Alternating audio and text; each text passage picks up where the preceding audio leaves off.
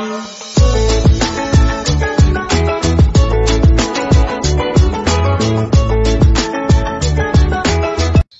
The lord.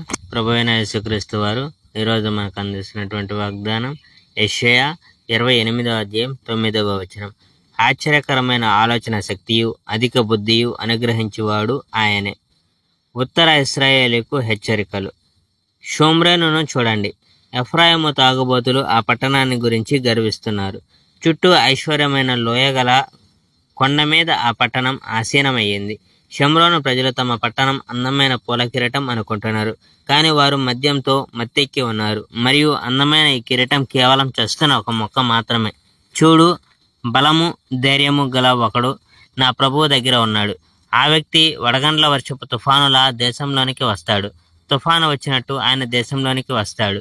దేశాన్ని వరదల ముంచెత్తే బలమైన నీటి ప్రవాహంలా ఆయన ఉంటాడు. ఆ కిరీటాన్ని ఆయన నేలకేసి కొడతాడు. ఎఫ్రాయిము తాగుబోతులు తమ అందమైన కిరీటం గురించి గర్విస్తున్నారు, కానీ ఆ పట్టణం కాళ్ళ కింద తొక్కబడుతుంది. చుట్టూ ఐశ్వర్యవంతమైన లోయగల ఆ పట్టణం ఒక కొండ మీద ఆసనమై ఉంది. అయితే ఆ అందాల పూల కిరీటం కేవలం చేస్తున్న ఒక మొక్క మాత్రమే. ఆ పట్టణం వసంతకాలానికి ముందు కాసే అంజూర పండులా ఉంటుంది. ఒక వ్యక్తి ఆ అంజూరాలు ఒకటి చూస్తే అతడు వెంటనే అంజూరం తెంపి తింటాడు. ఆ సమయంలో సర్వశక్తివంతుడైన యెహోవా సౌందర్య కిరీటం అవుతాడు. విడవబడిన తన ప్రజలకు ఆయనే పూల అద్భుత కిరీటం అవుతాడు. అప్పుడు ప్రజలకు తీర్పు తెచ్చే న్యాయమూర్తులకు యెహోవా జ్ఞానం ప్రసాదిస్తాడు. పట్టణ ద్వారం దగ్గర యుద్ధాలలో ఉండే ప్రజలకు యెహోవా బలం ప్రసాదిస్తాడు. కానీ ఆ నాయకులు ఇప్పుడు తాగి మత్తులుగా ఉన్నారు. యాజకులు, ప్రవక్తలు అందరూ ద్రాక్షారసం, మద్యం తాగి మత్తెక్కి ఉన్నారు.